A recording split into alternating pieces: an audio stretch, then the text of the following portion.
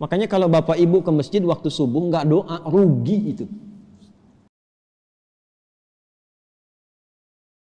Quran surah ke-89 Al-Fajr di ayat yang ke-1 ya.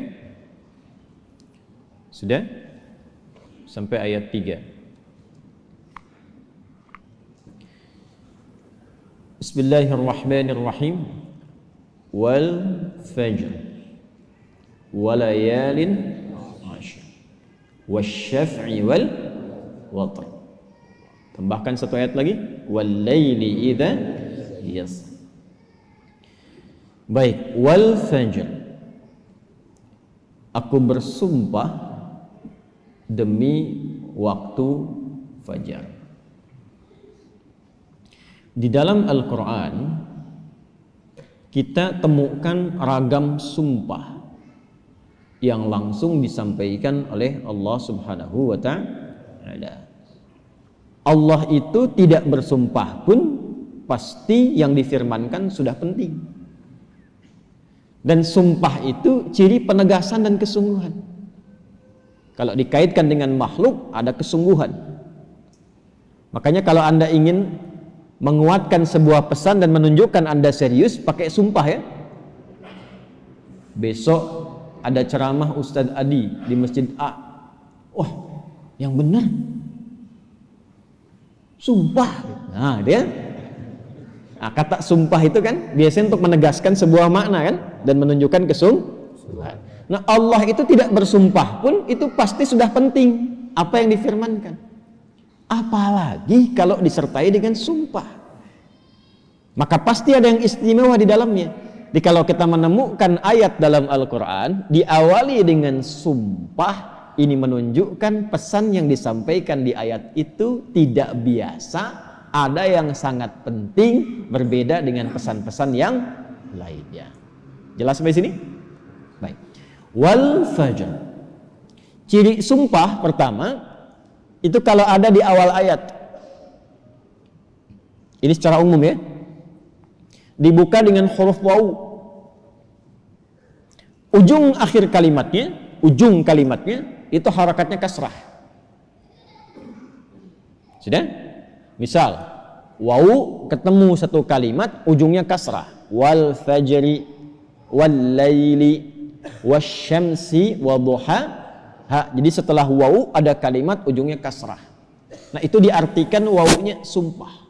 Qasam namanya, wawil qasam. Kalau sudah dibuka dengan seperti ini, artinya informasi yang disampaikan setelah huruf waw itu penting, tidak biasa. Wal fajr, aku bersumpah demi waktu fajar. Ada beberapa pendapat dari kalangan ulama tentang fajar yang dimaksudkan di ayat ini. Jadi di sini Allah bersumpah dengan 5 hal. Ada 5 sumpah. Aqsamun khamsah, kata para ulama, terdapat 5 sumpah di dalamnya. 1, wal fajar, demi waktu fajar. 2, walayalin 'ashr, dan 10 malam yang istimewa. 3, wasyaf'i, wasyaf'i, demi waktu genap. Kemudian 4, wal watr. 5, wal laili idza yasr. Ada 5 di sini disebutkan, menunjukkan ada 5 yang istimewa. Saking istimewanya dibuka oleh Allah Subhanahu wa taala dengan sumpah. Baik. 1 fajar. Secara cepat saja. Para ulama setidaknya menyebutkan secara umum ada 2 pemaknaan di kata fajar di sini. Yang pertama yang dimaksudkan setiap waktu fajar. Itu penting. Setiap waktu fajar, dalam setiap hari. Jadi ada satu yang istimewa, waktunya di waktu fajar dari sekian perubahan waktu yang kita alami dalam sehari. Kan dari fajar nanti muncul ke pagi, pagi ke siang, siang ke sore, sore ke maghrib, maghrib ke malam kan. Nah, dari perputaran waktu itu, di antara sekian banyak waktu, fajar itu istimewa. Karena itu Allah panggil kita untuk bisa menunaikan sholat di waktu fajar. Ya, hakikatnya bukan hanya sholatnya. Ada waktu-waktu yang hanya dalam fajar itu yang nggak ditemukan keistimewaannya di waktu yang lain. Contoh, kita ambil ke ibadah ritual dulu. Sholat di waktu fajar ini, itu 2 rakaat sunnahnya saja. Sunnahnya, belum masuk ke fardunya.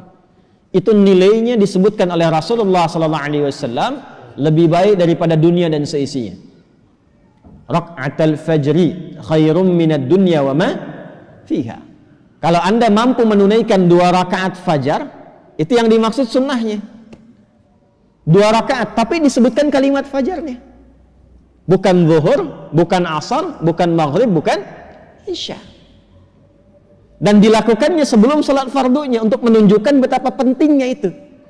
Karena kalau orang tahu itu penting, pasti persiapan datang sebelumnya. Ya, Anda tahu di sini akan pengajian kan? Subuh kan? Subuhnya misalnya jam 4.35. Anda menjadikan pengajian itu sebagai hal yang prioritas. Kalau waktunya 4.35, datangnya jam berapa? Ada yang nginap, ada yang itikaf. Karena menjadikan itu penting. Kalau tak penting mungkin diabaikan.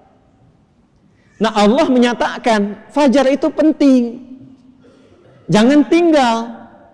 Bahkan saking pentingnya, ada di antara hamba-hamba Allah yang menyiapkan waktu fajar itu bangun dari sebelumnya sampai warming up dulu. Pemanasan supaya subuhnya itu, fajarnya itu bisa optimal. Bangun dari malam, Pak. Ada yang menjelang fajar itu membiasakan hatinya supaya khusyuk. Sehingga saat sholat di waktu fajar sudah terkoneksi kepada Allah dengan baik. Cara menyiapkannya dengan istighfar. Waktu singkat menjelang fajar itu disebut sahar namanya. Jamaknya disebut ashar. Ada orang-orang yang kalau sudah tiba waktu ini, dia banyak istighfar, istighfar, istighfar, istighfar. Supaya hatinya lapang saat fajar tiba, terkoneksi sempurna kepada Allah. Sempurna. Nyambung.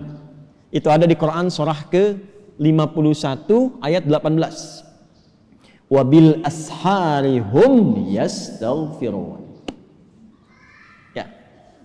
Kalau ingin dikuatkan kesabaran, ingin diberikan rizki, sehingga bisa sering infak, ya.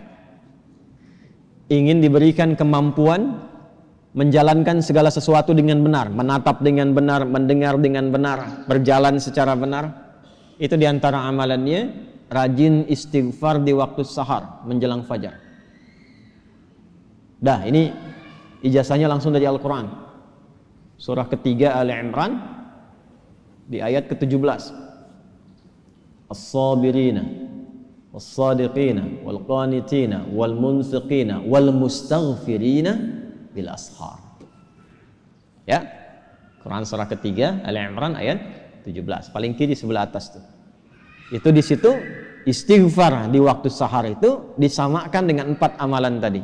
Sabar, khusyuk dalam ibadah, bisa rajin infak, dan benar dalam menjalankan aktivitas. Itu diantara latihannya, rajin istighfar menjelang fajar. Makanya kalau sudah istighfar, terbuka hatinya, terkoneksi dengan Allah, itu ibadahnya akan lebih enak dibandingkan dengan yang jarang istighfar. Gitu. Alhamdulillah. Ada sifat qanitin di situ. As-sabirina wal qanitina. Sedangkan kita diminta salat itu dengan sifat kunut. Orangnya disebut qanit, jamaknya qanitin. Ada di mana ayatnya? Al-Baqarah ayat 238. Hafizu 'alas salawati was salatil wusta wa qumu lillahi qanitin. Tuh. Kalau mau salat, mau enak salatnya, jangan sekedar salat. Memang betul sudah selesai. Ya, menuntaskan kewajiban, beban kewajibannya hilang, tapi kenikmatannya dapat enggak? Manfaatnya dapat enggak? Kalau ingin menikmati salat, ingin dapat manfaatnya, dapat ketenangan, terkoneksi dengan Allah, doanya cepat dijawab, maka khusyuklah dalam salat. Nah, di antara cara mendapatkan khusyuk itu istighfar. Dibuka. Sehingga sekat-sekat yang membuka kita itu, yang menghambat koneksi kita dengan Allah itu terbuka. Ini dari Quran. Dari Quran. Nah, dibiasakan istighfar paling enak itu di waktu sahar menjelang fajar. Apalagi kalau bisa tahajud sebelumnya. Kalau bisa tahajud, ya, tahajud, kemudian istighfar, terbuka hati, rajin memberi di situ, itu disebut langsung oleh Quran kalau dia bertahan dengan itu sampai wafat, itu disebut sebagai calon penghuni taman surga yang sedang beraktivitas di bumi. Itu Quran surah 51 ayat 15 sampai dengan ayat 23. Innal muttaqina fi jannatin wa 'uyun akhidhina ma atahum rabbuhum innahum kanu qabla dhalika muhsinin kanu qalila minal laili ma yahja'un. Itu tahajudnya. Wa bil ashari hum yastaghfirun. Itu istighfarnya.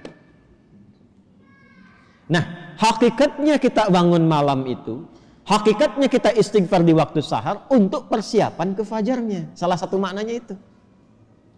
Makanya Nabi kan ya suka rebahan kan sedikit ya.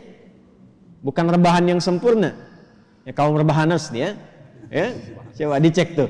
Kalau ada rebahan Nabi itu miring sedikit ke kanan kan, setelah istighfar tuh nunggu-nunggu sampai fajar tiba. Supaya kesadarannya optimal. Ada apa di fajar itu sampai dipersiapkan sebelum itu? Sampai-sampai 2 rakaatnya lebih baik daripada dunia dan seisinya.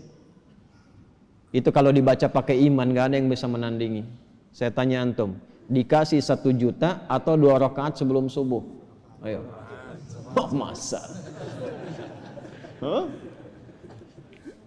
Coba dicek. Sana ada lomba balapan di sirkuit tuh. Berlangsungnya sebelum subuh. Siapa yang datang duluan di dekat situ, 10 tempat pertama mendapatkan bonus 5 juta. Cuma nontonnya dapat 5 juta. Tawaran kedua, datang ke masjid, tunaikan 2 rakaat sebelum subuh setelah azan tiba, dapat dunia dan seisinya, lebih baik daripada dunia dan seisinya. Pilih mana? Nonton di sirkuit atau 2 rakaat sebelum subuh? Tuh, makin pelan jawabannya. Karena babnya iman, bukan akal. Akal yang dibimbing oleh iman itu lebih tajam nanti cara berpikirnya. Mampir dulu aja ke masjid, ntar balik lagi ke sana. Berarti ada yang penting. Kalau antum ingin latihan jadi orang baik atau anak pengen jadi baik tuh, konsistenkan subuh. Kayak ulama tuh enggak banyak ceramah, enggak banyak cakap, bilang subuh aja, konsisten. 40 hari subuh terus, ya. Sering begitu kan ya? Nah, itu saya bahas ilmunya sekarang. Dan itu dari Quran. Makanya agak aneh kalau rajin ta'lim, rajin saling mencela. Salat kok menjadi saling menuduh. Orang salat itu bersih hati. Orang ta'lim itu bersih jiwa. Nah, cara memulainya fajar. Kenapa Allah bersumpah dengan fajar? Karena Allah menginginkan hambanya jadi baik. Itu pesannya. Nanti sifatnya beda dengan zuhur, beda dengan asar, beda dengan maghrib, lain dengan isya. Fajar itu pembukanya. Karena itulah saat fajar dipanggil, iman kita terpancar. Makanya saat tidur kalau dengar adzan, itu kan terpancar kan, sudah adzan. Dan sekelebat itu ada yang meminta kita bangun tuh. Allahu Akbar, Allahu Akbar. Bangun tiba-tiba dengar adzan. Itu yang terpanggil imannya. Ketika cahaya iman itu merespon suara adzan, itulah fajar namanya.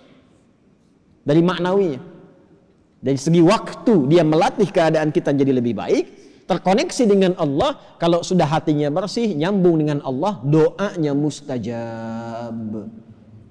Innallaha thayyibun la yaqbalu illa thayyibah. Kata Nabi demikian. Allah itu maha baik sehingga akan cepat menerima dari yang baik-baik. Hatinya sudah baik, sudah lapang, jauh dari maksiat, maka apapun yang dia minta dikabulkan oleh Allah Subhanahu wa taala. Karena itu saat-saat paling tepat untuk berdoa itu, memperbanyak doa itu saat fajar. Malaikat kumpul semua. Hadisnya sahih. Ya, inna malaikatal laili wa malaikatan nahar tajtami'u fi waqtil fajri atau kama qala Rasulullah sallallahu alaihi wasallam. Malaikat siang dan malam kumpul semua di waktu fajar. Alhamdulillah malaikat itu ghaib. Kalau tampak tak jadi kita ke masjid. Sayapnya banyak tuh. Siapa? Israel. Balik lagi. Kumpul semua. Nah, kalau sudah kumpul malaikat itu banyak berkahnya.